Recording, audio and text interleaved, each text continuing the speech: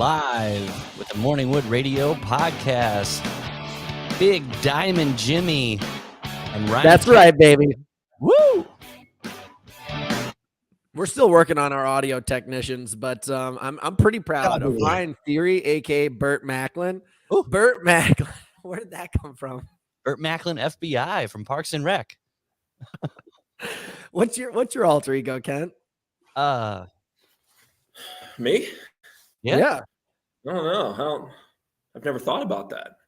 You've never had an alter ego in all the years that you've done racing. Nothing. Like, what do you mean? Just like flip a switch into like a character, like when it's go time?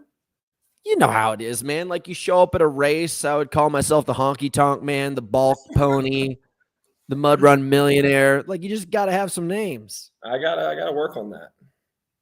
That's probably going to be the difference between where you're at right now and the top, very top. Down? Yeah. Can we also just talk about what potentially could be getting you to the top? Is that piece of shit thing called the climber in the background? What is this machine? You have one, right? Listen, I honestly do not want to be a hater. I do not want to be a hater. It's like really cool that a company reached out and sent you and I both a piece of equipment, but now I have this towering piece of shit in my gym that does not work. And I know that yours also doesn't work. Yeah. There's a few problems with it. I can't even get the screen to turn on. Like I plug it in the wall and my torque thing doesn't work. It doesn't read any of the travel that I'm doing. No. There's just so many factors to that thing that could be cool. And the worst part about it is it's like LeBron James is not attached to it. Like this is not it's not like a mom and pop shop. This is like. My theory is that they're coming out with a new and improved edition, and they were just trying to get rid of this old model, and they were reaching out to high-level athletes and just sending them out. But yeah, but you got to understand that's the worst plan ever to give people with big followings a really piece of shit piece of equipment. It's like, why would you do that?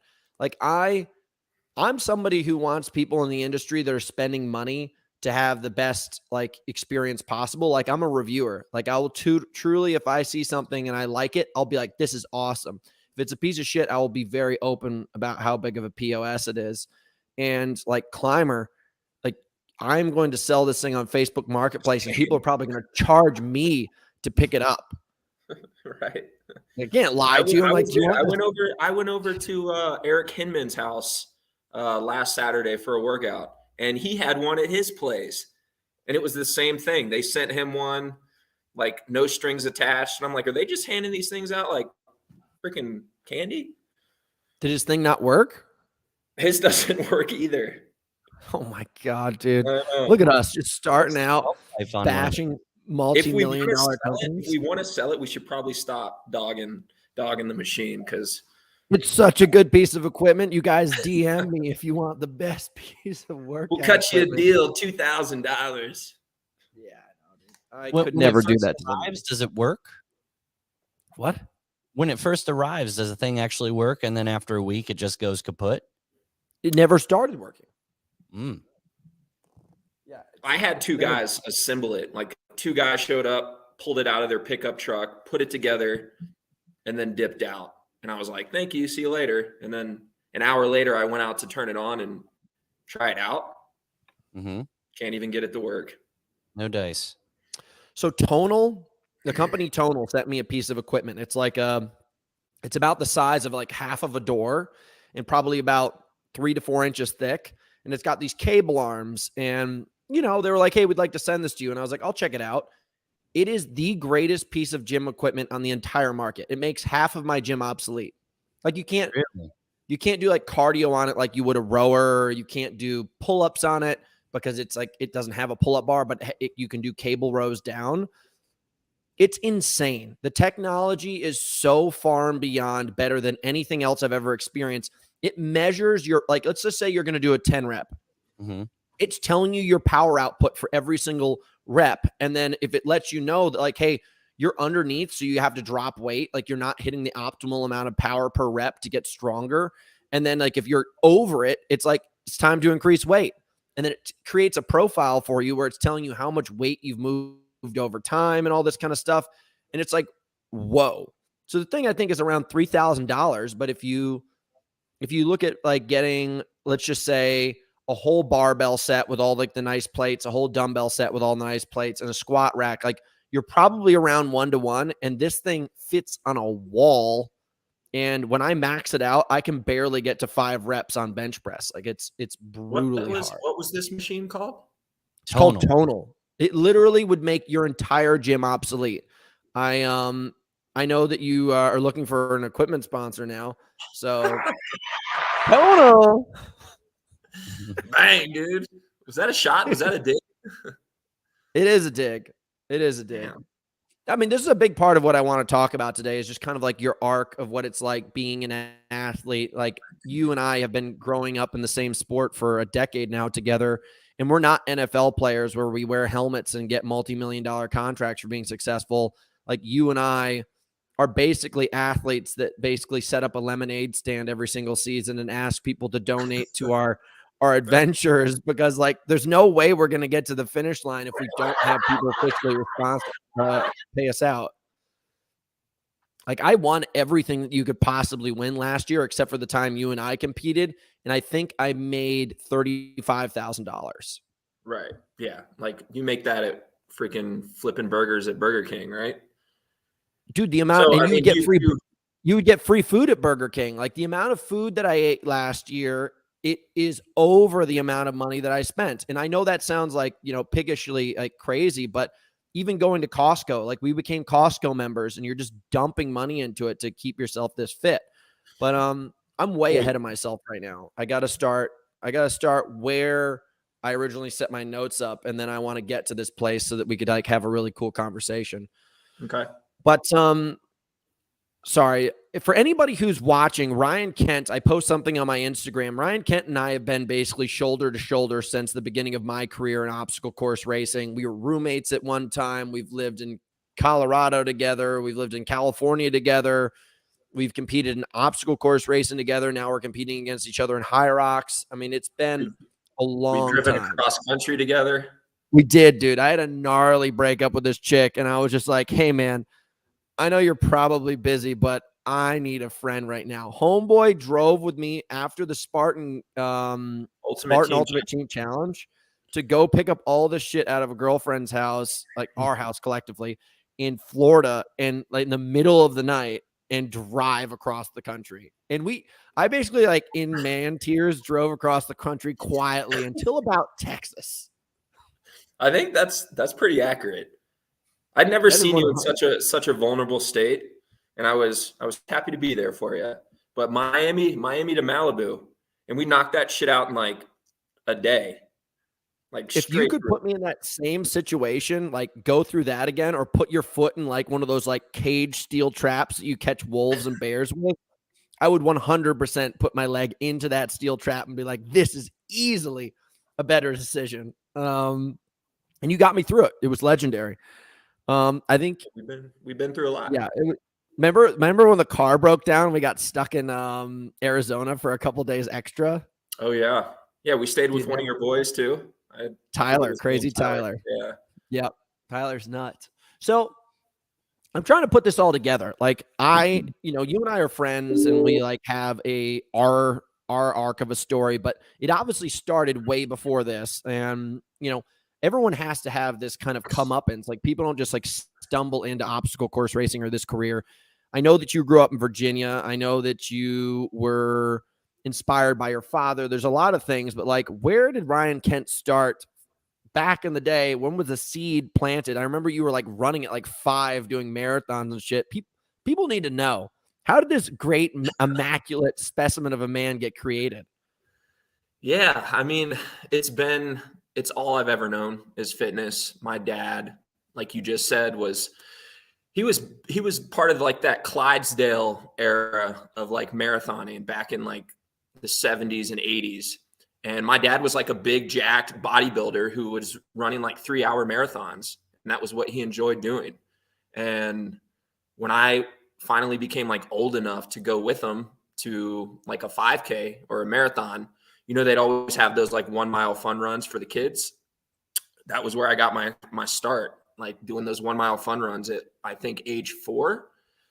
And then at age 5, so the story goes, we showed up to another 1 mile fun run when I was 5. And my dad tells me that I told him that I wanted to run with like the big boys. I wanted to run with, in the 5K. So my dad let me run the 5K, and my first 5K, like ever, at age 5, I ran 25:30, which was just over 8-minute miles. So I think that right there, my dad was like, I think we have something with you, and there's a talent there. So my dad was my coach from like age 5 until pretty much high school. He coached me, and I was traveling around the country doing road races like 5K, 10K, half marathon. I went all the way up to half marathon. I did my first half marathon when I was 7. I forget what my time was, but it was like I think it was like 1:50, an hour and 50. I was picking up rocks and hunting for like worms and salamanders at that age. I cannot believe. Same. No, that is not the same, dude. I dread running a half marathon right now. I cannot imagine running it at 7. I didn't have the composure. Yeah, I think it just like I was around it and I didn't know anything different. Like that was what my dad, my idol, like what he was doing. I wanted to be like him. So I never even thought about like what I was doing was kind of crazy. But yeah, he was my coach all the way up until high school. We did road races, and then I got into like the Junior Olympics stuff. Like they have that for the younger kids, for track and field and cross country. So I went to the Junior Olympics pretty much all the way up until I think I was like 15 or 16. And that's like when the cutoff is for juniors. And then just continued into high school, ran track and field and cross country in high school. I had some other interest in like other sports. I really love tennis. I really love basketball, but running was clearly the sport that I was like the best at, and probably had, the best chance at becoming a professional. So I stuck with running, went to college, had a decent collegiate career. I was a 3,000 meter steeplechase champion at the conference. I went to Concord University in West Virginia. And then, that was basically it. After my collegiate career, there was the progression that I had as a kid kind of tapered off when I got to high school, if I'm being 100% honest. Like, I don't know if it had to do with starting at such a young age, but I just hit like I was going to ask you. Yeah, I hit like a major plateau. Yeah, so there's this one thing that I noticed with a lot of athletes. Like I was dating this girl a while ago where she was like a phenomenal miler in high school, like one of the best in the nation. And then when she hit college, she hit this like plateau and burned out. And often it's like really interesting. I started so late in my career, like actually caring and putting in workouts and stuff, like not anywhere near what you were doing at your age. I didn't start running until I was 16, I don't think, 15 or 16. And there's always like a large majority of these athletes that I run into that hit this burnout. Like there's just like a certain amount of miles and hours that you can have in your body that all of a sudden, like you either break through and keep on going up in that trajectory or you break apart. And I'm not accusing you of being that, but it was like, that's something you feel like you kind of encountered. And then all of a sudden you had obviously the resurgence of obstacle course racing, but was that something you feel like you encountered?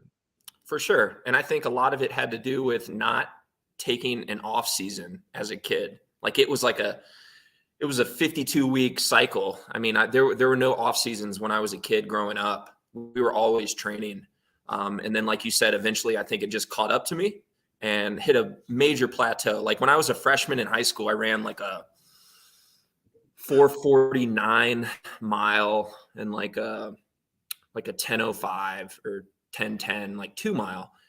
And then when I graduated, 4 years later, I'd improved my 2 mile time by like 10 seconds and improved my mile. My mile got down to like 4:30, but it wasn't this major, just like trajectory of improvement that I was expecting.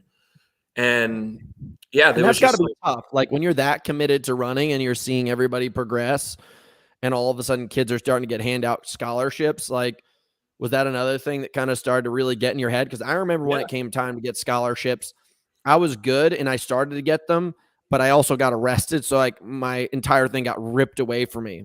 yeah. But Yeah, I know that's a totally one of different. my best friends in high school, his name's Sean. I got him into running. He was a basketball player. We played basketball together, but he had never done running. But I was like, hey, you should come out for the cross country team. Never ran before. I'd spent my whole life running. He comes out freshman year and beats me in the first cross country meet of the season. Turns out like we had a great, we stayed, we're still friends today, but when it came time to go to college, all of a sudden Sean, who's didn't spend his whole life running, he's getting these D1 college offers. He ran like a 4:20, I think, in college, and like a 9:32 mile. So he's getting all these offers from these universities, and I'm basically getting nothing. And my grades weren't that good either. So I'm like in this pickle of like, well, shit, like I'm not smart enough to get into like a good school. I can't even like go run with my best friend at a school he wants to go to. Like, what the hell am I going to do? So I ended up going to junior college. I went to junior college for a year just to see if I could get my grades up and transfer to another university. And that's what I did. I went to JUCO and ran for a year there, out in Indiana, out in bumfuck Indiana. Hey now, Hey now, baby. is What you been talking about Indiana from now, my boy Ryan like that? I will you should slap know. you. You should know. what was it? Vincennes. Yes, okay. I'm Vincennes up University. north, Crown Don't you Point. talk that way to Burt Macklin. I went to Indiana University. Oh, I've That's been up kinda there down to there party. too. I've been up Yeah. there to party. It's a good time. So Yeah, speaking of after a year, universities, it Go ahead. wasn't your thing. As I Nah, understand it dude. in the stories that we've told, university was not your thing. And it hit this point. I know that there was a catalyst in there. Maybe it's private information. We'll save that for another story. But you left university and then all of a sudden you ended up either back in Virginia as a lifeguard or did you go to California? I can't remember. I was all over the place. Yeah. So long story short, I got through my third year of college. I'm like one year away from graduating and getting my degree, and I went through a hard breakup. You know how it is. I was in a bad women. place. It is all women. This is what we're coming around to. Do we just ditch the whole podcast talking about sports and just start getting after women? Yeah. So this chick just like breaks my heart. And I went into just like, I was depressed. There's no easy way to say it. I was depressed, and I was already kind of not in a good way. So rather than, manning up and sticking it out, I just decided to bail on school. And that's kind of how I've always been. If I don't feel something, if something doesn't feel right, I just bail. And that's what I did with school. Looking back on it, yeah, I probably should have stuck it out. But after that, I moved back home. I moved back home to Virginia and decided that I was going to do some traveling. I needed to do some soul searching, kind of find out what I'm good at, because my whole life I've been a runner. So now it's like, okay, what's my identity? What are my other interests? So I basically did this. I had this like system set up where I worked seasonal jobs in different states. So like in the fall, I would go work and live somewhere. And then in the winter, I would move and go work somewhere. And then in the spring, I would do that. And then in the summer. So I was just like hopscotching around the United States. Yeah. So like I was living in Myrtle Beach in the summertime, lifeguarding. Then I would move Babe City. Yeah. Then I moved to South Lake Tahoe for the fall. Nice. For the fall. And then I would move to Colorado for the winters, working at like a ski resort. And then in the spring, I would move back to Tahoe. And then in the summer, I would move back to Myrtle Beach. And it was just this continuous cycle of bouncing around.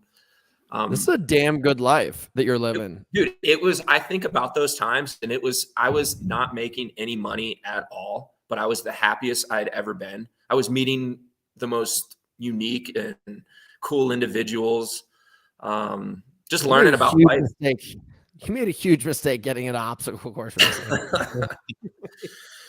So yeah, were you a ski instructor in Tahoe? Yeah, no, it was in Colorado. It was in Colorado. Colorado. I started out as a lifty, just operating the ski lifts, and then kind of moved up the chain a little bit. But that was my life. I did that cycle for honestly about 4 to 5 years, and then I don't know. I hit that point in like mid 20s. I'm like, okay, like I need to do something with my life.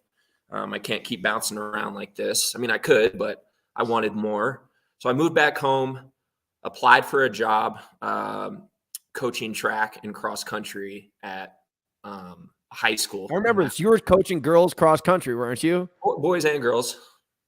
It was boys and girls. If I was a young girl and you were my cross country coach, I would be either the worst runner or the best runner. I'd be like, he's so distracting. Or I'd be like, I'm going to run extra hard so he pays attention to me. My cross country coach looked like the bottom of a boot. He was the ugliest dude on the planet, and he sucked. It didn't matter if he was attractive. It wouldn't have motivated me, but it just was the kind of thing where I was just like, also, you're a stud. Like, you are so lucky. You got a good-looking, young, cool stud who knows how to teach you how to do what to do. Also, even as a young man, I would be so motivated as you as my coach because I would like, this is what I could look like and this is what I could be. Meanwhile, I had this like portly like keg of a man who was just like, all right, I want you boys to get in the woods and just get out there and adventure. And That's like, what I had. Yeah. I had like he was my high school coach was about 300 pounds. But he studied. Like he was one of those guys who never really ran ever, but he studied all the books and learned how to coach that way. But I get what you're saying, man. And it was not studious. He was a dead. I don't think many high school coaches are. To himself.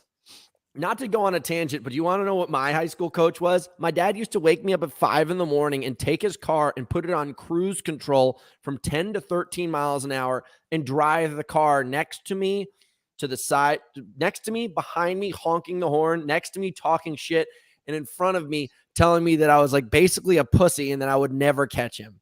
I was like, this is a car. Like, I cannot compete against you, Dad. He's like, you're a failure. Keep up with this car. That was how I learned. What? That seems more aggressive than my running at a young age. I didn't know any better. My dad, well, I had this thing that I was already fucking up on like a large scale. And my dad was like, the only way that like we're going to keep this game going is if I just run you into the ground every single day. And he was on to something. He didn't know what he was doing, but I think he was on to something in the way that I needed work beyond that what I was given. And I also needed to be like basically just tired out before I got to school. My biggest problem was I would usually wake up in the morning with just a fireball of energy and go straight into a desk. And I was like, I am so screwed. Like, I'm going to get in trouble. I know I'm going to happen.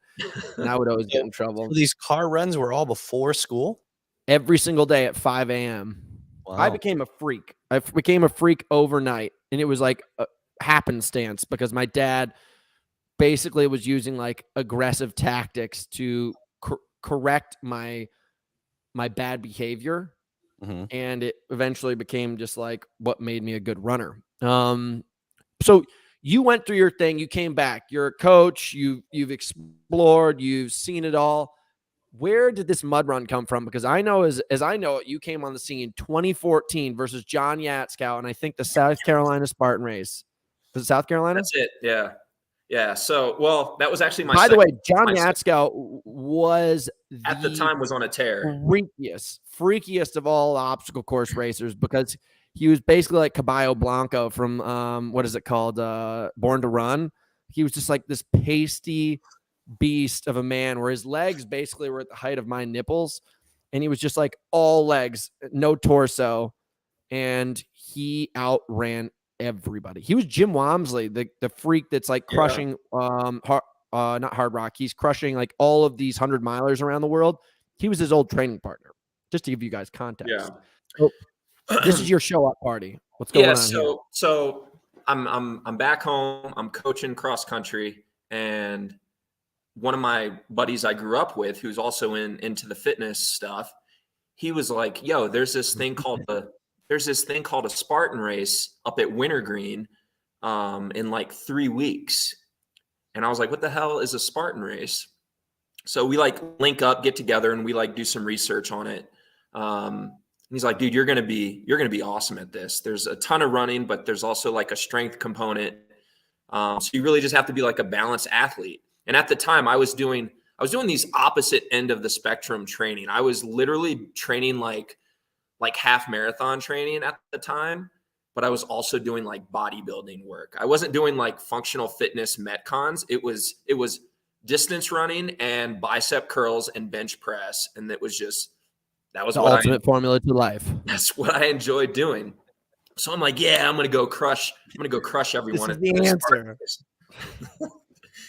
And I did some research before that. I was like, okay, if I'm going to go do this event, I want to know who like the top athletes were. And I do remember the first two people I found were you and Matt Novakovic. And I was like, dude, I'm going to smash these fools. And I showed up to that wintergreen race thinking I was going to win.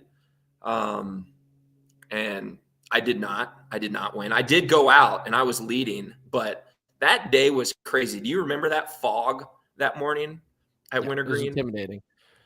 I tore my ankle at that race. That is probably like the most that in Vermont are the most dangerous Spartan races ever to exist. The terrain is unruly. The course is like incredibly brutal. It's not runnable. It's just like, hey, like, do you feel okay with just like, it'd be like driving your car straight off the road into the woods and trying to find your way to like the other side. Like that's how rugged it was. And we were running down like that wet, slick grass where eventually what snapped my ankle. Yeah. Ugh. Yeah. I mean, and I had not been doing any hill training at all. So the moment my legs just blew up, like I was done. I lasted maybe half the race, 2/3 the race, and then I fully cracked. But I did get done, and I was like, okay, like if I put a training plan together, I think I can be really good at this. And I had 2 months until that South Carolina race. So I just went into like training hardcore, like harder training than I'd probably done in a long, long time. And I was determined. I was determined to show up to that next South Carolina race and just like I was going to win. By the way, when I saw the pictures show up, so, everybody is at this time, like social media is not that big. And there was like maybe like 5 pictures being posted on the internet per day. And one of them popped up is this dude who's like at the finish line, like, and you looked like Chuck Liddell from the UFC. You had that buzz cut. The mohawk. I think you had a headband on. Yeah. And I'd cut a mohawk.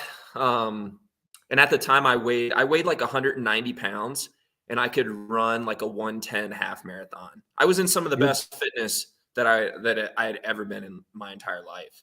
Dude, you were Captain Buff, dude. You were a buff ass dude.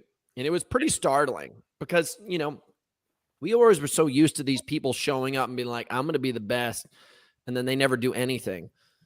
And you just started immediately by beating the best guy. But interestingly enough, it's always easiest on your first race kind of to show up and beat everybody. And then showing up the second time is where it starts to get hard, at least in my belief, because now the target's on your back, not their back. Right. So you came in, you whooped the piss out of this dude. I still remember that race like it was yesterday. I did not know who John really was. I just wanted to win the race. And then afterwards, everyone's like, dude, who are you? Like, where'd you come from? Like, you need to race more. You need to get your name out there. Cause like Isaiah was there, Matt was there, Chad Trammell was there, Glenn Race was there. I think maybe not Glenn. I think half you guys were in South Carolina. The other half was in Sacramento or something like that. But I took the prize money that I'd won from that South Carolina race, flew myself to Dallas like the next weekend. A gold chain. Bought myself a gold chain, flew myself to Dallas. Didn't realize that was the teen championships. So I'm here in Dallas. Did you win that race on individually? Yeah. But I was thinking I was going to compete against you guys, but y'all were all in the team race. So traveling there really did nothing for me. But I think it was like Robert Coble came up to me after that Dallas race and was like, hey, we want to bring you on to the Spartan Pro team. Yancey was there too. He's like, we want to bring you on. Hey, man, to the I want to get Elite you a team. ram roller and this pillow, and I want you to join my team. Yeah. And it was awesome. And honestly, just like that, I decided I was going all in on the mud run game. I finished out my season. I finished out the track season at the high school I was coaching at. And then I said, I'm moving back to the mountains, and I'm going to live at high altitude, and I'm going to train and race full time. I had no responsibilities. I had no bills to pay. So I could live pretty cheaply.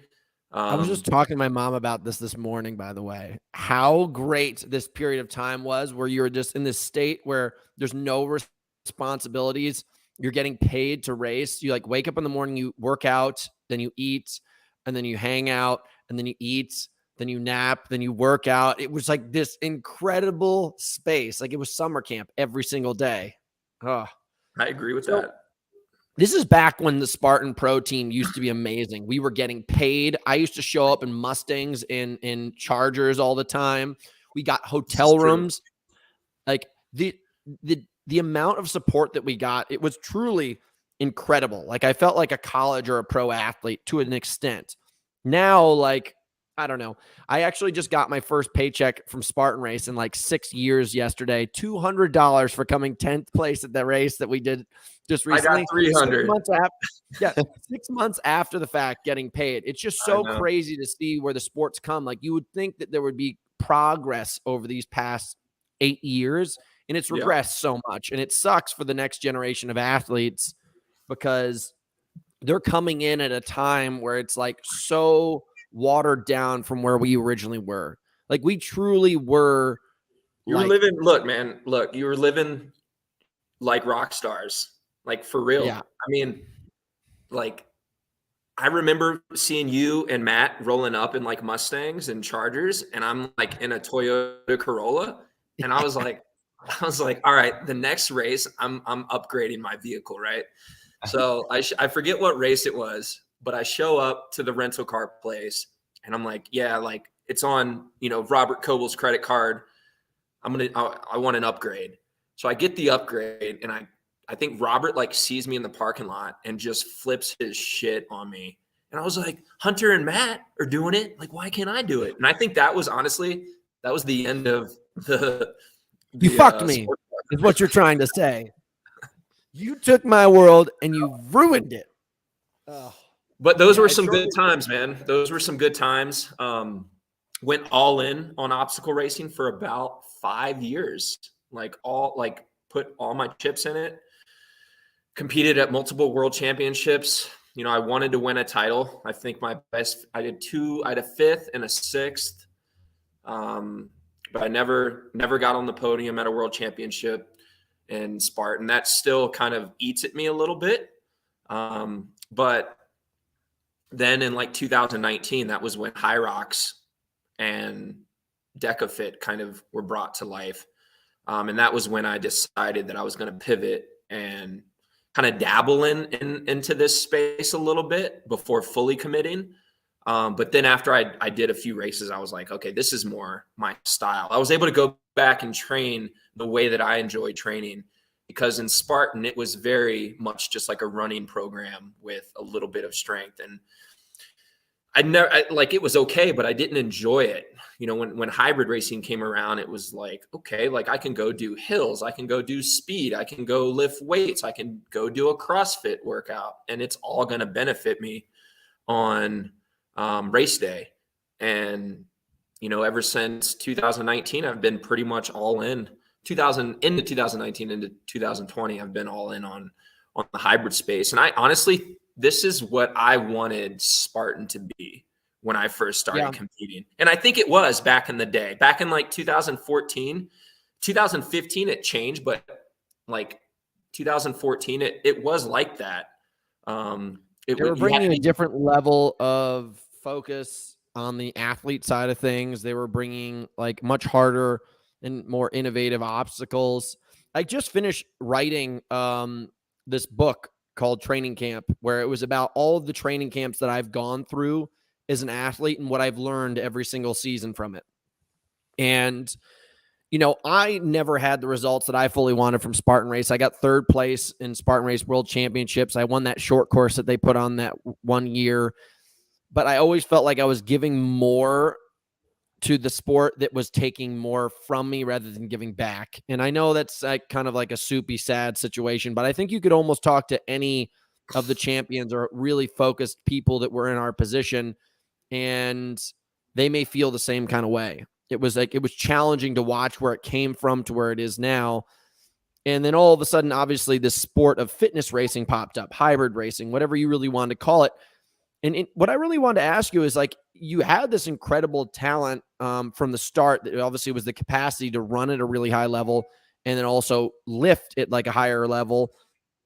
It's interesting you never came to TMX. Like, TMX was the first of its kind for obstacle course racing meets that functional fitness thing. And why did you never want to invest in that? It was purely because it was 2018. That just so happened to be, I started that season off with a second place finish in San Jose in the series. And then I won Seattle the next race. So I was like thinking in my head, I'm like, man, I'm really kind of over this Spartan thing, but I've started the season off really well. So I feel like I need to see it through. And it just so happened that TMX was also happening at that same time. And I really had to pick and choose like where I wanted to go. But I did do that TMX after, I think it was after San Jose. I went and did the one in California or somewhere. Yeah, I mean, you dabbled in it. You showed up. Right. I remember, we That were was all actually there. And I enjoyed it. And I was like, oh my gosh, it's like, I really like this stuff. And I started sprinkling in some things like that into my training just because I enjoyed it. And I thought that it could boost my fitness. But I think I was having such a good year in 2018 that I didn't like want to transition into TMX. And you were dominating. And it was one of those things where like the payout was like huge. It was like $25K for the win. And then it was like 1,000 for second place or something. I'm like, well, that's fucking stupid. It was like, it was 4,000. For those that don't know what, if they're listening for the first time, what is TMX? Is that Tough Mudder 24-hour race? Tough Mudder had two big races. They had the world's toughest mudder, which was a 24-hour race. And then they now went to the opposite side of the spectrum, which they were calling the world's toughest mile. And they built this specifically for TV. Like, they got a big CBS contract. They were going all in. This was when Spartan Race was Tough Mudder was peaking. Mm-hmm. It was like pinnacle fame, pinnacle fortune. They were throwing away $10,000 here, $25,000 here, $100,000 for world's toughest mudder team if they hit 100 miles. Like, cash was just being thrown out there and cameras were always on. It was like, holy shit. Like, I think we're officially about to get famous. So it was like this crazy, turbulent and fast paced period of life in Tough Mudder. And TMX, like, honestly was the product that they were really pushing to the front of their product line. And with as quickly as it came on, it fell apart. Were they just not saving any money and just the money that they were taking in? They were giving $50,000 to Hunter and Corinna. Woo! Yeah. Yeah. I mean, I had a salary with Tough Mudder. I had, I was making good money on the races. Like, they were just doing so much stuff. But at the same time, because I think they just thought, they're like, wow, people are paying attention. They took a product that was 3 races. They had like the TMX, which was very infrequent, World's Toughest Mudder, which was once a year. And then they had their core product, which was the Tough Mudder 10 mile. And they all of a sudden made the 5K, the 5 mile, the 4 hour, the 8 hour, the 12 hour, the dog race. Like, they immediately diluted and spread out their product brand to be, there were so many races. And you got to figure, let's say you have an office of like 50 people. I think they even had double that on the outside of the office. And now all of a sudden these 50 people are having to do 10 times as much work. Mm-hmm. And it just all of a sudden overnight collapsed. And it was crazy. Like, it was everything to me, and it collapsed. And all of a sudden, like, I'm sure, like you've noticed many times, Ryan, we've entrenched ourselves so deeply into a training mentality and a training style. And then all of a sudden it in this sport, at least, it's collapsed so many times. Yeah. Yeah. I think TMX was really just a great test of fitness. It combined running, functional fitness and obstacle racing into like one event. I mean, dude, we were doing pull-ups and thrusters and sled pulls and overhead walking lunges and into Funky Monkey and like rock climbing walls. Like it was fucking nuts. You guys, Yeah. I do this every time. I got to go to the bathroom again, and you I guys gotta grab my to charger. I gotta All grab right, my go. charger. Everybody, 30-second break. Ryan, sing go. songs to the community so that they feel loved. All right. Sing songs to the community. I don't know, but it's not really singing songs, but I can say the alphabet backwards. So we're just going to entertain the crew, these 18 people that are watching. I'm not looking at a computer. I'll close my eyes. ZYXWVUTSRQPONMLKJIHGFEDCBA. And they're still not back. I'm He's getting his charger. I gotta move back closer to the wall. I just crushed that P. That was the greatest. I sang the alphabet backwards. Did you? Yeah. I would pass out if I tried to do that. You want me to do it? I can close my ZYXWVUTSRQPONMLKJIHGFEDCBA. Did you learn that on LSD? I learned that in a choir warm-up. Yeah. Yeah. So, okay, so we are now back to this storyline of TMX. Like you did not come and participate in that. Now, all of a sudden, when did High Rocks first come on your radar? Because I first heard about it in 2018 and I deferred. And then next was, when did you really pop up and find out about High Rocks? Because I showed up. I don't think you did the first one with us in Miami. Yeah, you did. It was. I don't know why. It was you, me, and Isaiah versus Lucas. I think was like the headline. That was where I found out about it, and I went down there. Again, it was a very similar situation to my first Spartan race. I was thinking like, dude, I've got this in the bag. I'm going to crush these fools. And I do remember that first race, I out-pushed you on that sled and had a pretty substantial lead. And again, it's my first race, so I don't know what's coming, but I'm thinking after the sled push, I'm like, dude, I've got this Hunter guy, man. I'm going to crush this fool. And then we got to the sled pull and you just destroyed me. Like you came in like 30 seconds behind me and you left like a minute in front of me. And that was like the moment I was like, okay, like I clearly have some work to do. I will never forget that. I showed up in a pair of New Balance trail running shoes because I was like, turf, need traction, going to get some real good grip on there. And I could not move the sled. I was second to last in the elite field in the sled. And I think it took me like 5 minutes to push it. What city was this? Dallas? Miami. It was so good, man. Like such a beautiful big course. They've never gone back ever since. It was just like such a humongous venue. And do you remember like next door was the fitness expo and there was like all these like thick Puerto Rican women. They're like, come on over here, daddy. Come lift the weights and takes like protein shakes with us. And I was like, ooh. And I was recently single. So I was just like, I'm going to win the fuck out of this race. And I'm going to get these Puerto Rican women to come party with me afterwards. It was a great, great experience. And it was. And I got crushed on the wall balls at the end. Did you finish third, fourth, fifth, sixth? I was third or fourth. I got passed by Lucas and Isaiah on the wall balls. But again, it was one of those things like my first Spartan race. I knew if I'd set up a plan to get ready that I could be good at this. I think it just catered to my strengths more than obstacle racing. So I did that. And then that was kind of around the time DECA was being brought up from the ashes too. And I live here in Denver and they were doing their like pre-course, like designing at this abandoned Kmart that's like 30 minutes away from me. Nice. So I showed up, did like a DECA time trial in this abandoned Kmart. And that was it, man. I was like, this is really what I want to do. I want to focus on DECA Fit and High Rocks. And this is around the time that you became the face of DECA Fit and I became the face of High Rocks. So there was like this emerging market of these two sports that were brand new in the United States.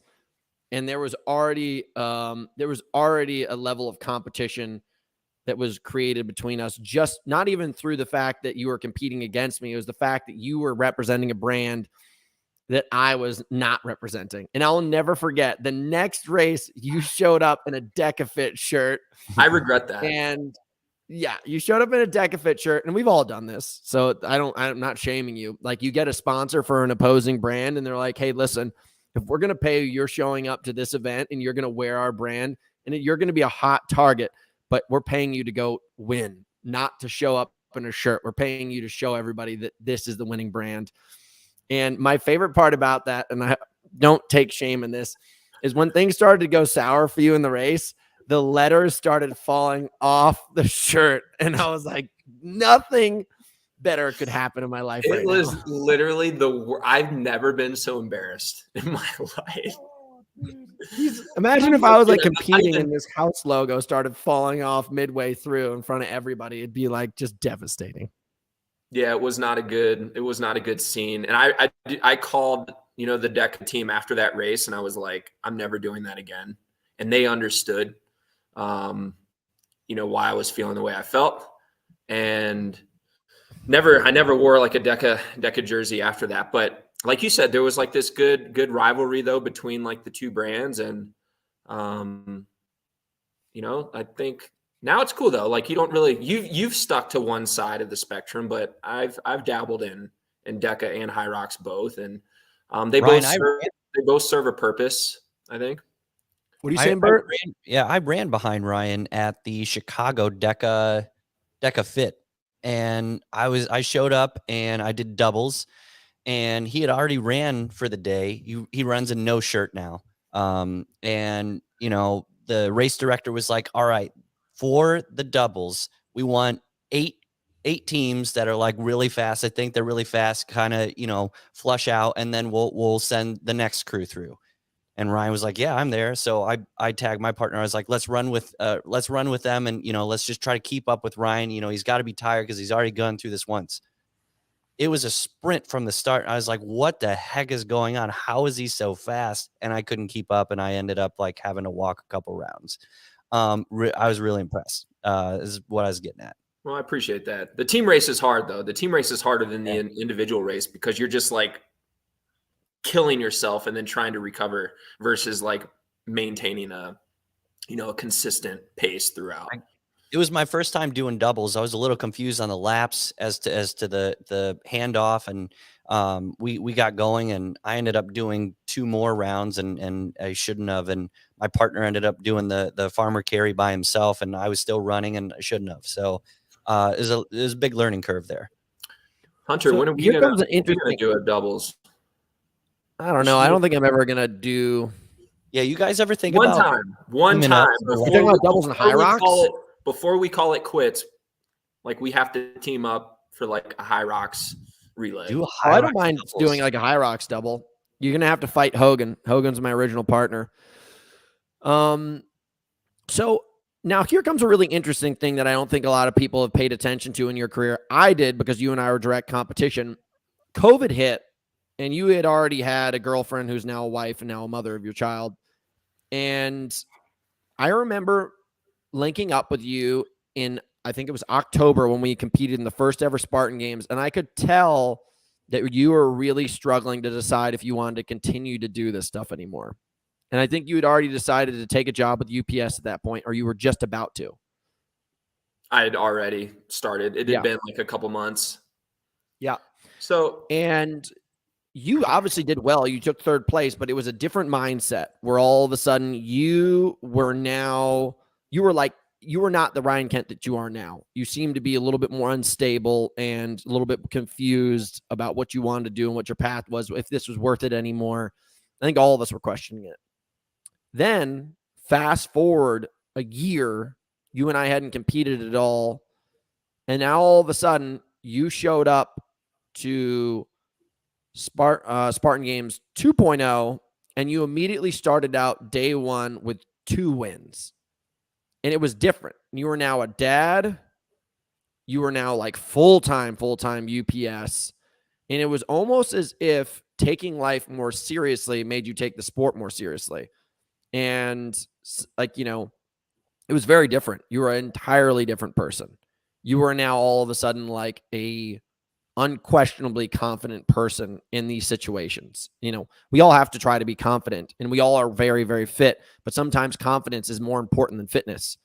And you beat me in the DECA fit thing, and then you beat me in the military PTS thing, PST thing. And I was like, oh shit, there's something different about Kent. And then fast forward, shit, like 3 months later, you then beat me at nationals. So where did things change? Because obviously, like, most people get kids and they're just, or like get married and they're like, like, it's so hard to put it all together. I can't do this anymore. Life, blah, blah, Yeah. blah. And then you doubled down. Yeah. So before Spartan Games 1, everything got pulled out from underneath me. I had a salary with DECA Fit. I had good sponsorship money coming in. Like, everything was looking promising. Everything was looking good. I was setting myself up for financially the best year of my life. And then all of a sudden COVID hit, it got pulled out from underneath me, as it did for many people. But my income basically went to like nothing. Like, no one was giving me anything, except for Athletic Brewing. They've stuck with Big me shout out. through thick and thin. They've always been really good to me too. Amazing brand, by the way. Yes.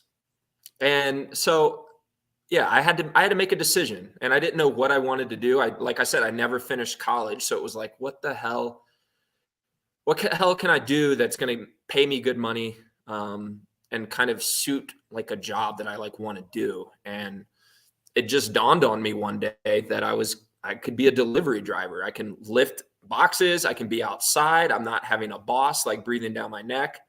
And I need to find a way to support a family, because my son hadn't been born yet at Spartan Games 1, but he was due a few months after that. So yeah, I was forced to kind of pivot and get a job for the first time in like 6-7 years, you know, getting an actual 9-to-5 job. And it was after the Spartan Games that, you know, I went through a pretty hard time where I really questioned whether or not like competing was kind of in my future. And I ended up taking some time off once Basin was born. Like, I didn't intend to take as much time off as I did, but I took about at least 2 months of just doing absolutely nothing. And I don't know, then I started kind of getting the bug to like exercise again. And I remember going out for my first like training run after taking a big break. And I was just thinking to myself, I'm like, dude, I don't know if I can get back to where I was at. Like, this is going to be a long and hard process. I felt like I had let myself go too far, and that I was not able to like bring myself back to that. Were you fat at all? Sad? Were you like fat Ryan? No. I'd put on a little bit of weight. Oh, tell me about chunky Ryan. Yeah. I think I was still the same weight. I just wasn't as lean as I am right now.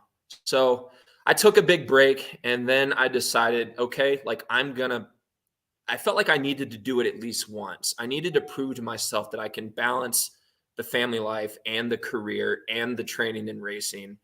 I just want to do it once. And if I prove that to myself, like, then I can, you know, if I want to retire, then I can retire. So, you know, it turned out. Was this Spartan Games that you were saying do it just once, or was there something before that was the kickoff event? Because I hadn't competed against you in over a year. And you showed up as a totally different person. So where was this strike point? What was the match? Because I'm not confused. I'm interested on what was the match, because there's obviously like, oh, I want to get my shit back together. This was different. Like, you don't all of a sudden decide to get your shit back together. Like, you clearly made these massive chunks of improvement. If I'm being 100% honest, I think that the big break was actually the thing that allowed me to propel my fitness to a whole nother level, which is why Just now extra free time or extra free time or less racing meant more focus? Less training, less I did a full body. I didn't do anything for over 2 months. Like I didn't run, I didn't lift a weight, I didn't do anything. And that time, I think all of my life of just training, all of a sudden my body was able to just absorb everything that I've put it through for the last, as far as like professionally, the last like 5-6 years, but there's a whole lifetime there of exercise. And I think that big break just really allowed my body to just get back to a healthy state. And then when I started training again, it was like I had to have this methodical approach. I wasn't able to just go right back into track workouts and like metcons. I really had to build my fitness back from ground zero. And I can tell you're about to chime in. Let's talk about the mental approach, though, because you showed up day one of Spartan Games like talking differently. We all work out a bunch, but you were talking differently. You were talking about winning the workouts before the workouts had started. You were responding very differently to the wins that you already had. Your strategy was different. Was there something that was a catalyst there, or was it just all of a sudden a culmination of just years of preparation in the right time? I think it was a culmination, but dude, you get your confidence from your training. Like that's how you show up to a race and kind of have that swagger is you just have, you have those moments in training that hurt and suck, but you know that they're going to make you, strong and fit. And I'd had so many of those before Spartan Games 2. I felt like my anaerobic fitness was higher than it had ever been. I'd never really trained like anaerobic fitness. It's always been like aerobic focused.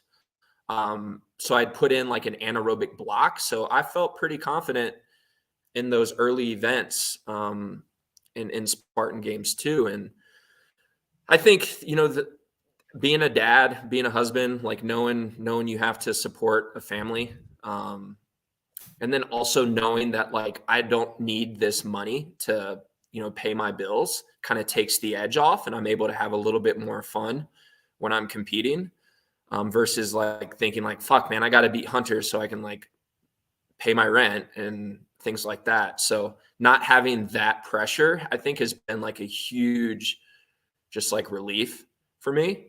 And then also I think putting in those steps every day at work at UPS. I mean, dude, that power walking routine between training and work, I would average about 50,000 steps every single day. And those tight khaki pants. And I think that low intensity extra volume on my body actually benefited me to a certain degree. And I mean, you're seeing it with Tyler Veerman, who just won the 15K World Championships at OCR Worlds. And volume is king. Volume is king. If you can sustain volume, it is king. It's so interesting, like how often when I'm training people, they're just like, okay, like I'm doing 3 runs a week. And I was like, it's not going to cut it. I get that you have a life, but if you ever want to actually like look me in the face and tell me this is important to you, I want you to try to make excuses for why you couldn't train less. Like these people are always creating excuses why they can't train more. I want to hear excuses for why you're just having a hard time staying out of the gym and running. Like that's the level you need to have. You need to almost be at the verge of feeling like you're going to fall apart. And that's where that thin air is for results. And so around this time that you made this shift, I was making a shift almost in the opposite direction. I had just lost at World Championships for the first time ever. It was the first High Rocks loss I ever had. I then lost again for Spartan Games, and I was just like furious, absolutely furious. And then shortly thereafterwards, like you and I went toe to toe almost all the way to the finish line in Spartan Games, and I ended up edging you out. But then all of a sudden, fast forward a couple months later, you beat me. You beat me very fair and square. And I was writing all about this morning. And it was probably from this point on was the most miserable training block of my entire career. I hated myself. I hated other people. I hated everybody. And I put myself in such a dark place that I literally made sure that I won just to convince myself that it was possible. And I don't know if I would go do it again because of the amount of anger and resentment that I held towards the environment that was around me. And you know, Do you attribute it to the green headband on winning versus Hunter? oh, you talking about him? Yeah. Yeah, I have that picture. He I was plans literally going to- to post it today. It was the day, and I decided to post a picture of us like training together because I was like, I don't want this picture of Ryan and I to look like we're against each other. I want Ryan and I's like picture together look like we were with each other. And it was a great training block that he and I workout that we did before he whooped me ass at World Championships. Or sorry, Nationals. I want to say that, like you said earlier, we've raced each other so many times since 2014, and you have gotten the best of me, 90 some percent of the time. I've come close a few times, but you always seem to always get the better of me. And when I beat you in those events and at the Spartan Games, I think that gave me the confidence that I could beat you. Like I'm like, okay, like Hunter is a beast and will always be a beast, but like I'm a beast too, and I can beat him. And when I beat you in those events at the Spartan Games, I think that just launched me into that next performance at the High Rocks North American Championships. So that was really just an extension of the Spartan. battling it out. I'm sorry. Yeah. And that was, I mean, gosh, man, like that race in Chicago, I felt no pain or discomfort. It was one of those things where you're just like on such a high that like nothing hurts. You're just kind of in the zone. Like I knew I was doing like the unthinkable. Like no one thought that I was going to come in and beat you. So I was able to feed off that energy that I was getting. But look, man, every champion has to get beat, and you came back at the World Championships and, mopped the floor with me. And, I do look forward to racing again, like in High Rocks. I know you've talked about retiring and things like that. But, for me, I would rather lose every single time and know that I went against the best rather than like win an event knowing that the best competition didn't show up. So, I do hope that we still have a few more dances in the future for sure. Yeah, that's a decision I can't even make at this point. I was writing about it this morning, and I don't really know what I value anymore. Not like I'm confused with my life. It's just one of these kind of things where it's like I know what it takes for me to hit that high water mark, and it's so intense. And like you've started a family, and you have a child, and like there's this whole other world to the side of you that it creates significance in your life, and then there's your personal venture, which is racing. Because I don't think you consider racing at this point to be the center. Racing for me, and I'm still battling with that. Like I've battled with finding my value in my results in competition. It's something I've always struggled with, and I do have to have like daily reminders that like I am a father and I am a husband, and like they value me whether or not I finish first or dead last. But I think when you've been an athlete your entire life, it's hard to like fully disconnect from that. And yeah, I mean, I struggle with it. I do struggle with, my value being like caught up in my results. So yeah, I personally can't do it. I can't. I cannot sit here in front of you and let you know that if I lost against you next time, that I have more things that I'm concerned about or value than that win. Right. It doesn't exist for me. And what happened was for me is I had that struggle back last summer where I had the girl of my dreams. I had my family by my side. I had a home on the beach in Rhode Island where the sand was perfectly white and the waves like just lapped against the beach ever so gracefully. And just like, it was the most soothing and peaceful period of my entire current life, And I hit that moment where I felt this level of abundance where I was like, I don't really know if I need to go back to that training and that challenge that I put myself through to find significance there again. And I lost. And then all of a sudden there's this like fucking tear in my brain. Like, wait, what? You just lost? And wait, you put more value on this than what you really defined you, because nobody defined Hunter McIntyre as a family man or a boyfriend or a businessman at that point. Nobody did. Like, I had only been like 5 to 10 days into selling Builder when I showed up, like a month into selling Builder when I showed up at World Championships. And I only had a couple months of doing house training at that point. And it was not a success like it is now. And, you know, I had never tried to put significance on relationships the way that I was at that point. And I always would tell my family, like, hey guys, like, I will come home for like 3 to 5 days and then you will not see me until it's time again for me to take a break. And I just decided to let that all go. And then I had to go through this like humongous psychological warfare to get back into this place of finding Hunter as an athlete again to get that win. It destroyed me. I did everything wrong. I broke up with the girl. I broke up with my family. I told my family, I'm like, I'm not coming home for Christmas or Thanksgiving. Like, you don't have a chance. Like, I am focusing. I moved, like, I was living in Boulder. There was snow hitting the ground and there was all those windstorms and stuff. I immediately cut the lease early and I left. And I went into the gym and I was training with my coach and I didn't like the way that I felt in front of my coach. So I just quit working with him. Like, I just was like abandoning things left, right, and center to find that alignment again. And I know it sounds crazy, and this isn't like meant to be a sob story. It's just my honest truth. Like, and dude, that's what it takes, though, right? Like, at the highest level of any sport, like, you have to go to that place. You have to, you know, kind of shut your family off, shut your friends out. Like, you're kind of in your own little bubble that you need to be in to get yourself. I mean, I'm sure there's people out there who don't need to do that, but I'd say majority of, you know, top performing athletes are going to that same kind of mental headspace when they're training up for an event. And, you know, you coming off that loss, knowing that you can beat me, it's like, you know, you're going to be fired up and want to come back and avenge that loss.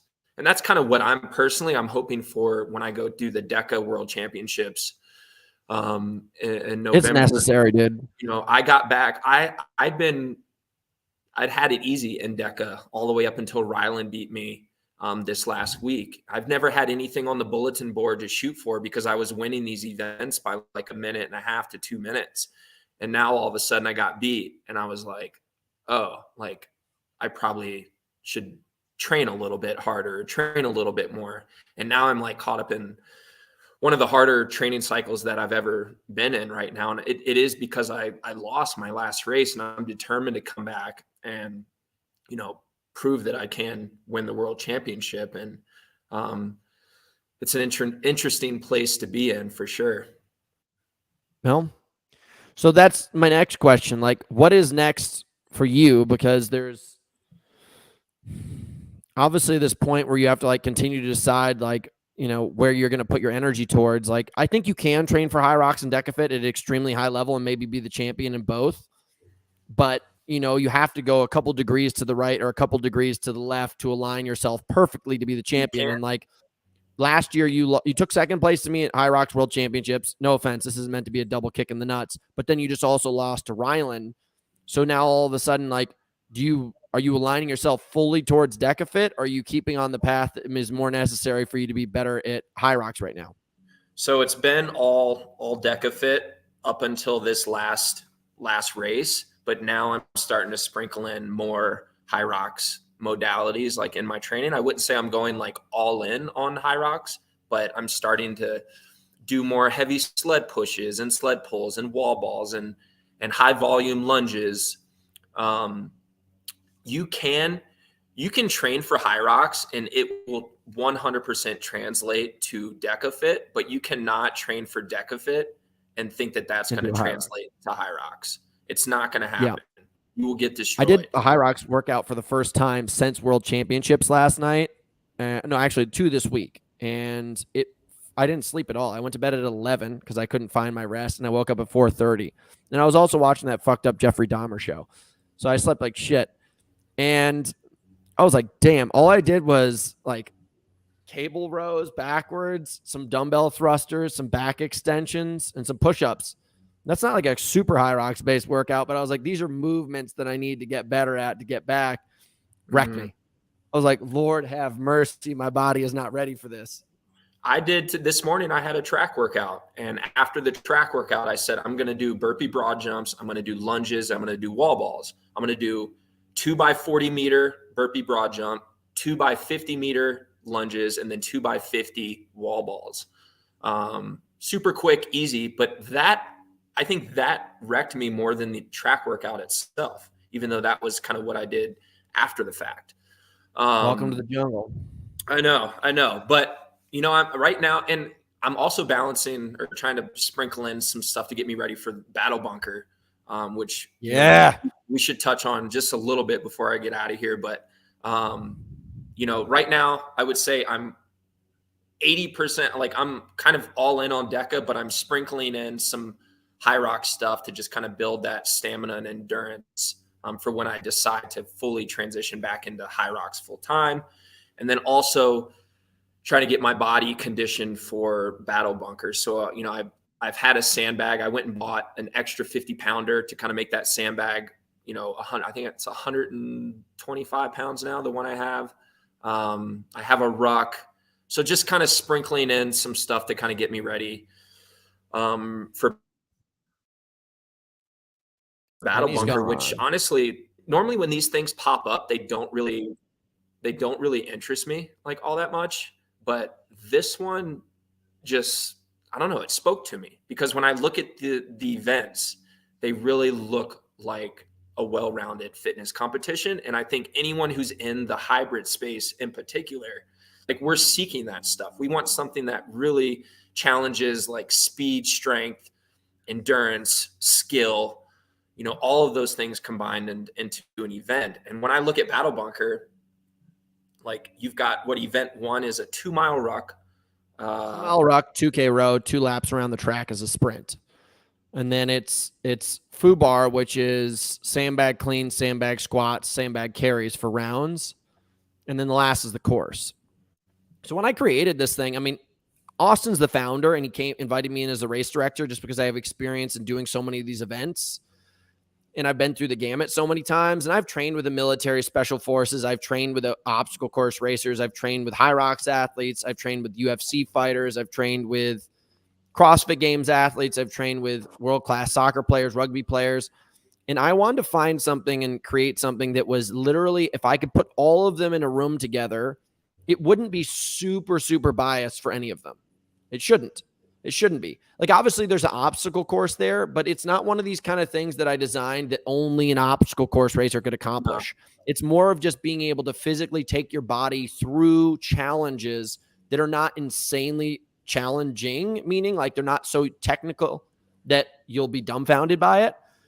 And if trained well, like a trained high rocks athlete, a trained UFC fighter, a trained, military athlete, all should have a very, very balanced opportunity here. Now, if you're one of those athletes that's extremely biased in one of them, like you're just like my buddy Tyler, who's just a total meathead military guy, he's in trouble.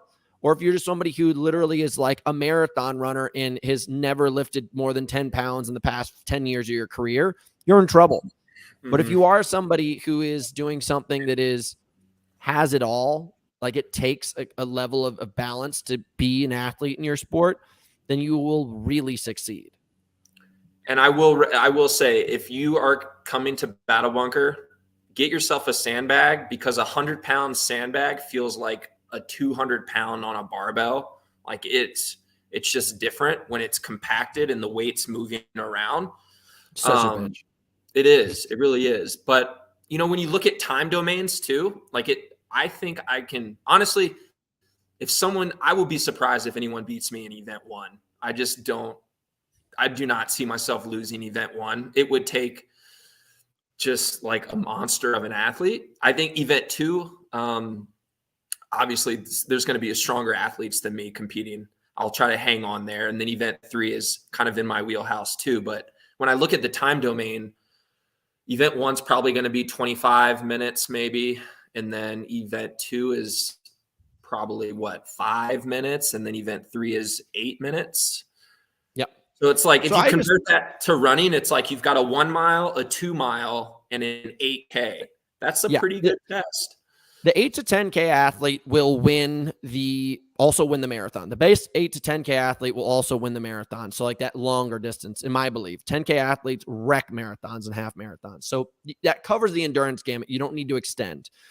As far as FUBAR goes, it's one of these kind of things where it's like, if you're balanced with strength and you are like gritty, which we're looking for, and you have an engine to back it up, this is a great workout for you. And then obviously the course, like I did it in 5 minutes and 30 seconds. I bet you I could take 45 seconds easily off of that. And there's 2 pieces that we're missing from it. So it's around a 5 to a 6 minute course for the really, really high-end athletes. And it's so full body that there's not like, it doesn't make this runner take advantage. And it also doesn't necessarily take advantage for somebody who's just all bicep and grit to win it. So it's somewhere in the middle. And obviously, like I'll say this on the channel, you're the first publicly invited athlete to the event. We are going through the process right now of picking.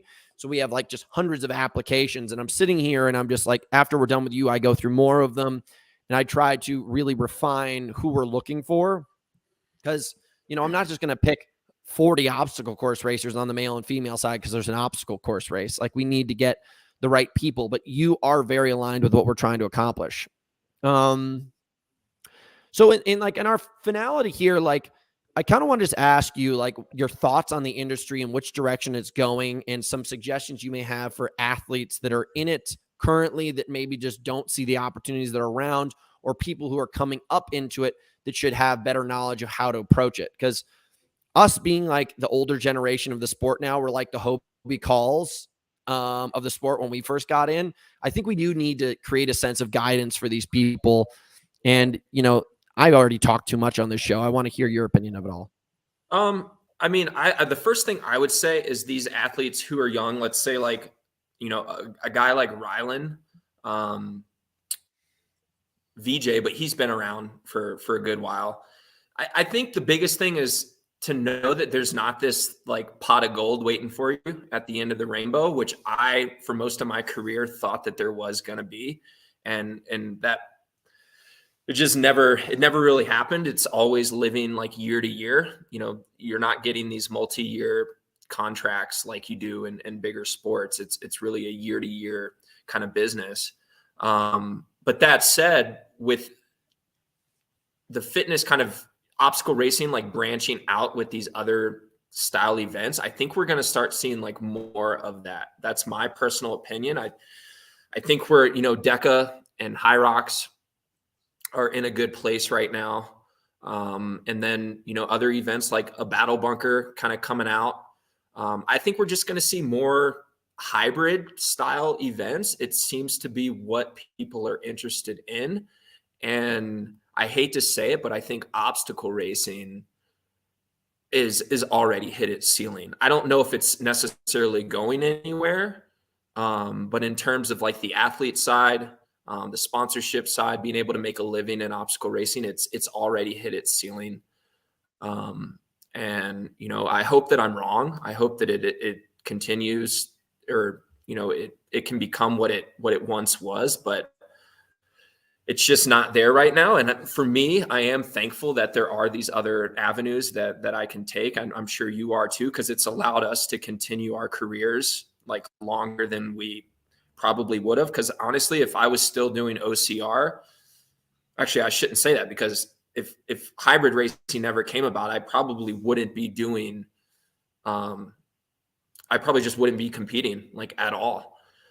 So I'm super thankful that these events came around. And, one thing that we do have going for it is, no matter if you look at DECA, if you look at High Rocks, if you look at Spartan, they have high quality athletes competing in their events. And I think when you have just good people, super fit individuals, like, you're never really out of it. The good things can happen.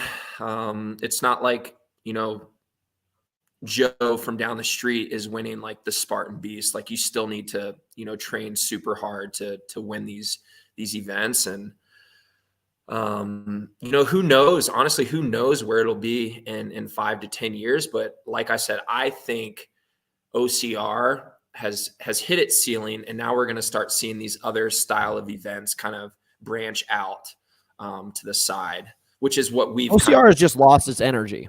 That it unfortunately has, and it's seen these cycles of new people trying to come in and reinvent the wheel, but they get in there for about 2 or 3 months and then they quit. I will say something right now publicly. I think David Watson was the death of this sport. The dude's a moron.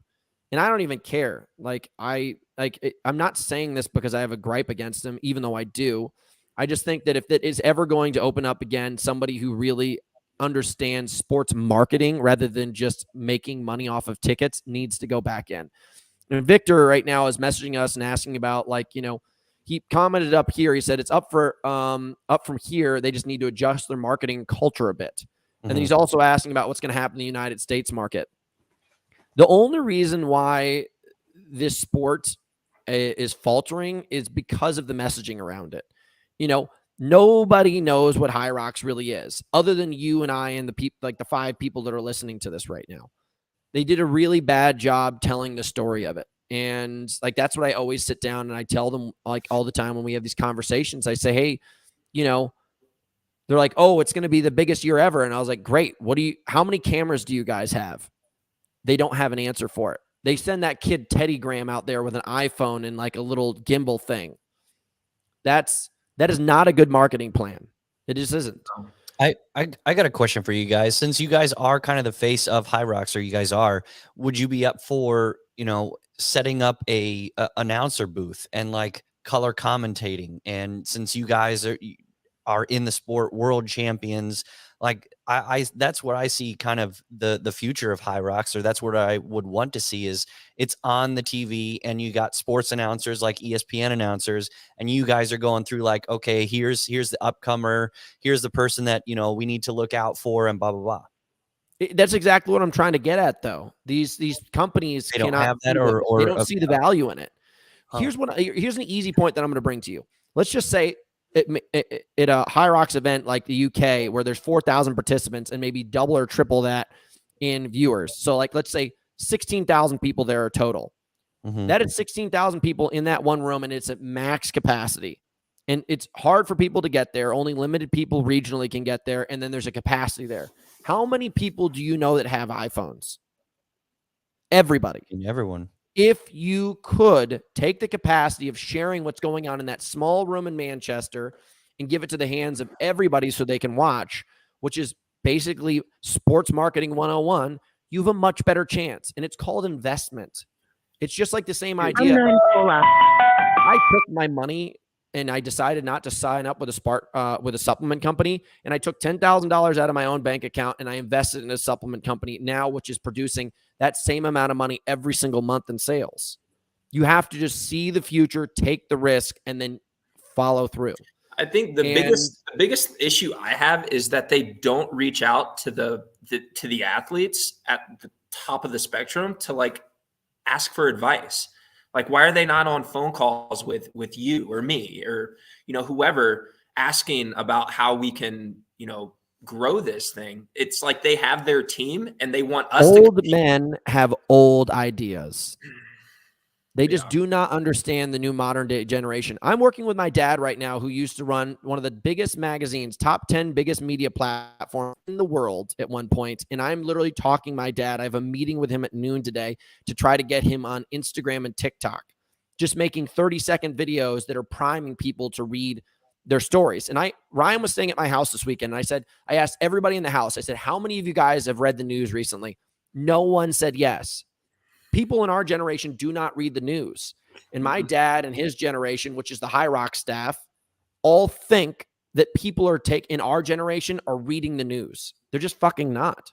And it's just the case. These old people have these old ideas. They're like, oh, we're going to print out flyers and put them on highway posts, and people are going to see them and they're going to want to come to our race.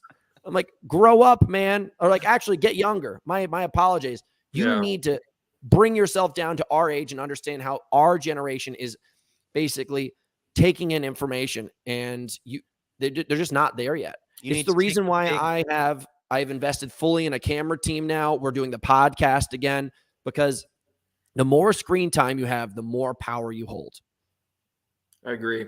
Have you guys seen the track and field events on the outskirts of the track? They have that camera cam that goes along the railing. That runs, yeah. If they could put up, I don't know what it would cost, but if they had one of those that they could put up in a High Rocks event where a camera would just go around the outskirts and it would be this smooth, nice picture, Dude, even rather easier. than somebody running with the freaking gimbal. You could make a scaffolding straight in the middle, and I've had this conversation with them. Make a scaffolding straight in the middle, and you could literally have what looks like a cross, and there's 4 cameras that can go out to the length of these crosses. They just go back and forth on their trajectory. There's the north-based one, the south-based one, the east-based one, and the west-based one. And you literally have a rotating camera that is, there's drones. You can control cameras and motorized movements from a little handle now. You don't need to put your head of marketing with an iPhone and a gimbal chasing after guys who are 10 times fitter than him. It would be an investment. It would. But if you want to have higher results, you need to take higher risks. And from a spectator standpoint, having a big jumbotron and having those 4 cameras going, camera 1 has got Hunter and Kent going at it. And then camera 2 is like the second round coming through, all up on that jumbotron would be amazing from a spectator standpoint, because there are no bleachers at this and we're all standing eye level, head level. And you're like, okay, what's going on? Who's on the lap?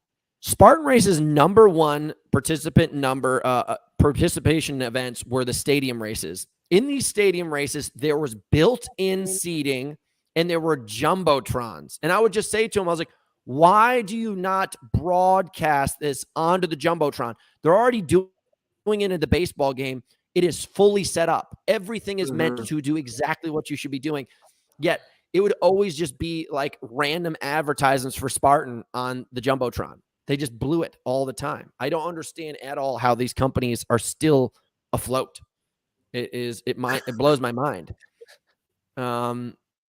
Listen, I'm not insulting you. I'm giving you the best opportunity of your lives, guys. Listen to Hunter McIntyre, your Lord and Savior. I will literally save this industry, but they're never going to do it. So, that's just my spiel. I'm sorry if I went on a rant. I truly think what you gave to the youth and upcomers of this, sport, a really good opportunity, and gave them some great advice. And, I hope. I would say another thing too is get out. If you are in the youth trying to get out, compete, like that's what you need to do. Like you need to get seen. So you need to be traveling around, competing in these events, whether it's Spartan, High Rocks, Decafit. Like if you want to be somebody, like you're going to have to use your own dime, fly to these events, try to perform well. Once you get seen, once you do perform well, then the good stuff will happen. But until then, it's like you're investing in yourself. This person's going to know. This person's going to know when I talk about them, and I'm not going to use their name. I was listening to a podcast just recently, and this athlete was talking about, she's like, I don't know if I'm really going to go to these races because I don't know if they're going to pay me, and I don't want to take that risk. And I was like, dude, if you don't show up, you're never going to get paid, because 1, you're not taking the chance to actually win some money. And 2, if you never put yourself out there, no one's going to value you as a person that shows up. You're going to be that person that doesn't go to a series race and goes and shows up and wins the Ohio Spartan race that no one's paying attention to. If you guys are waiting for the perfect opportunity, it's already past you because you weren't running after it when it came by. Agreed. Not enough people in this generation of our sport, at least, are taking risks. Like with us starting Battle Bunker now, I've reached out to some of the biggest name CrossFitters and stuff, and they did not want to put their hands on it. And I was like, I just want to be honest. I'm reaching out to you because I know like the likelihood of you winning the CrossFit Games is pretty slim, and it means you have a little bit extra free time and you're looking for a little extra cash. You should show up because 1, this will make you better, and 2, it's an opportunity. And these people, they sit behind these, these fears, these walls, and these reasons why it will not work. I honestly spent my career doing everything but my main focus, like going to do Boundless, going to do Broken Skull, going to do this. And it's what really defined Hunter McIntyre and gave me the amount of experience so that now when push comes to shove on these higher risk situations like High Rocks World Championships this year, I had the matzo balls to get shit done.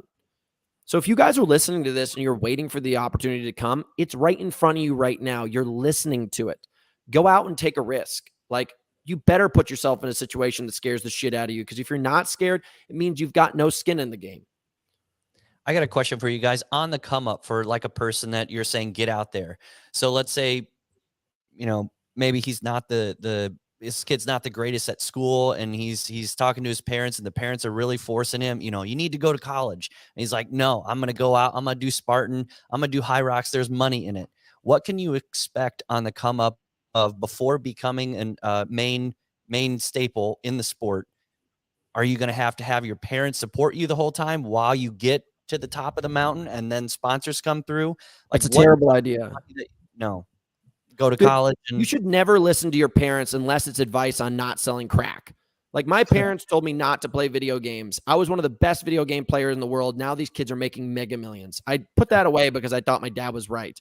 My parents told me not to race and that I needed to go back to college. I didn't listen to them, and now I'm here. The power behind taking some your own initiative and actually having passion behind something that you're doing is more powerful than any advice almost anybody will give you, because an idiot with energy will always do more than a genius with no fucking, no go behind them. Mm-hmm. You know what I mean? Like, it's just, a genius plan is not always going to get you there. You need to have a lot of passion behind what you're doing. And I don't know if that's true for you, Ryan, but it's the only reason why I'm still doing what I'm doing, because obstacle course racing didn't pay shit. High Rocks didn't pay shit. I'd be a freaking mega millionaire if I'd stayed on Wall Street with my family. Like, it doesn't. I'm only here because I care. And if you care, then you should be taking the risks to get where you want to go, and it will pan out in some way, shape, or another. Mm-hmm. I echo that. Ryan? I echo. Yeah. I don't even need to add So, Ryan, on to that. where do we see you next? I mean, like, we got you at Battle Bunker. We got High Rocks championships. DecaFit championships. You just launched your own business. There's some things I want you to really, button up this conversation with, so people can follow you at a higher level. Cool. So yeah, I've got Battle Bunker coming up at the end of October, and potentially a High Rocks in Chicago. We'll see. Do you stink? You smell? Did you just smell that? I just smelled that. That's that then, fear. That's that fear sweat from watching Jeffrey Dahmer last night. Oh yeah. And then Deca World Championships in November.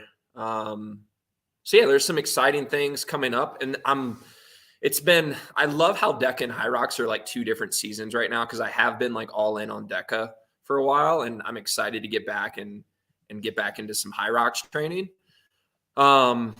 And in hopes of potentially just like giving myself a better work-life family balance, I've launched like a coaching business to see if that could potentially support my family, so that I could quit at UPS, just because, dude, I mean, the money's great, the benefits are great, but I just wasn't seeing a lot of my family. I was gone all the time, and at the end of each day, I was just like energy level on zero.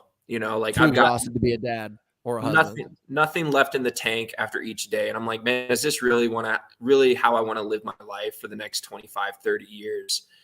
And, right now I'm kind of taking, a door opened up, and I'm going, seeing what's behind it. And, if it turns out to be something great, then I'll continue to build on it. If it's just like a side thing that I do, then that's fine too.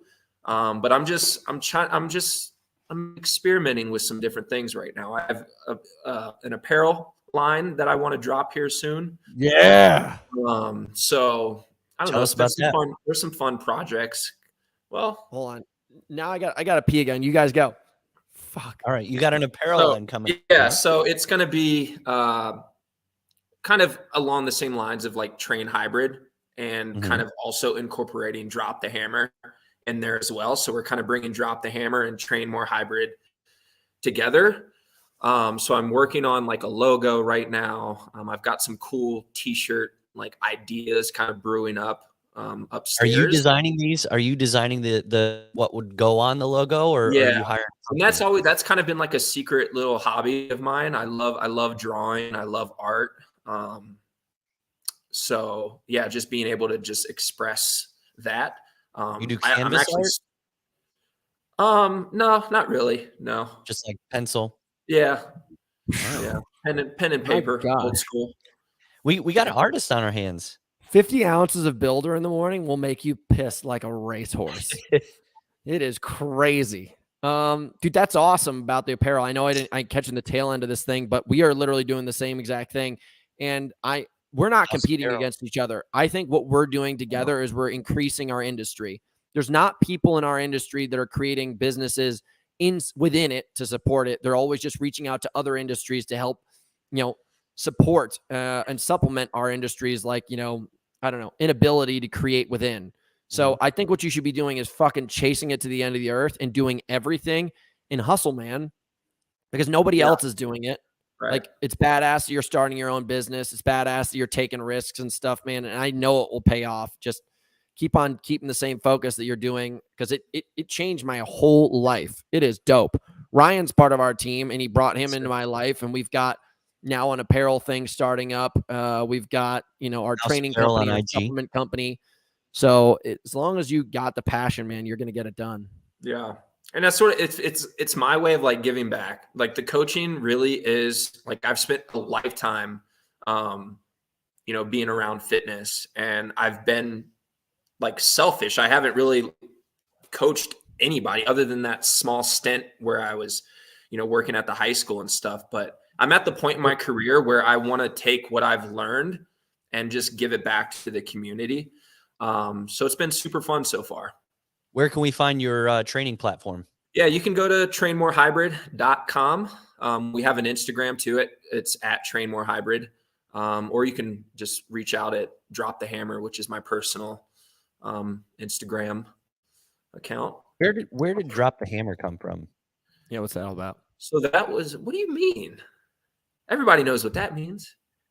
So Drop it the Hammer. came.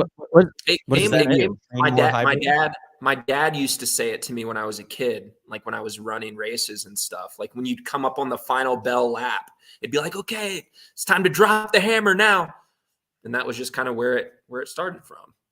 All right. That's rad. Yeah. I don't have a thing like that for Bulk Pony. Except my dad now, like he has dementia. His health is declining. He doesn't say drop the hammer, it's hammer down. And I'm always like, Dad, no, it's drop the hammer. He's like, no, hammer down.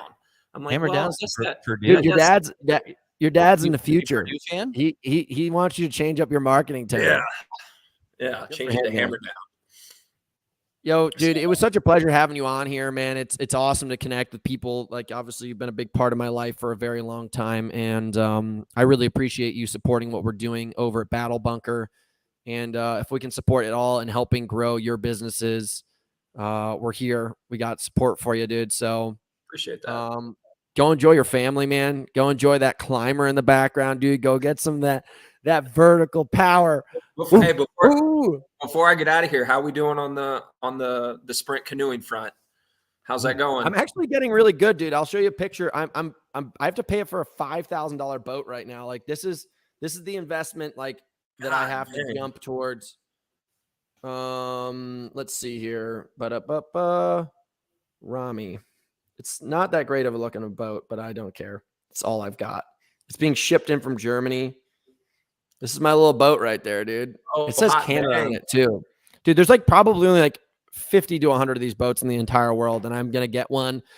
And now I just have to start putting more time in on my own, because I've been going down to Newport, putting in the time. Now I can do straight lines. I can sprint at a diagonal. I can't go straight lines at speed. It's just so hard to really get the trajectory. You're not going in circles, right? No, dude. I've lost so many hats and sunglasses, though, because you're like in there. I'm starting to get confident, and then I go in the water and I come out and I'm like, where are my sunglasses? Where's my hat? Gone. Always gone. So well, good. Hey, good luck, man. I know there's been some people hating on you out there, but honestly, man, if there's anybody out there who could pull something like this off, it's you. You've got my support. I'm behind you. And we'll see you. We'll see you soon. I think I got him shook, man. I appreciate that. Like, the Olympic gold medalist, the 3-time Olympic gold medalist, was texting me yesterday. And then when I ask if I him some advice or if I can come join training camp, he just won't answer. And I'm like, you fucking know, dude. He knows. I was like, there is a shark in the water, and I am coming for your bitch ass. Oh yeah. They're in trouble, man. Well, dude, we had an absolute blast. Ryan, thank you for always being such a huge support, aka Burt Macklin. Ooh. And you guys, if anybody's watching this, obviously support what Ryan's doing. And if you guys want to get more involved with what we're doing, House training is an amazing community, and we are aligned with what Ryan's trying to accomplish. There are two different ways to skin the cat. If you like our style, come for it. If you like his, work with him. If you guys are really in the effort of just like putting in hard work in the gym, I think the number one superpower and performance enhancing drug out there is water. And it's not about the amount of water you drink. It's about what you put in your water to support it. So let's be clear. It is not a performance enhancing drug. No, but I just say like people enhances your performance, but is not a PED. Dude, water should be considered a drug, dude. Everybody is so chronically dehydrated. It's like the dumbest thing. So honestly, drink more water. And if you guys want to put something bitching in it, hit us up at Builder. So we thank you guys so much for tuning in. Over and out, baby. Thank you.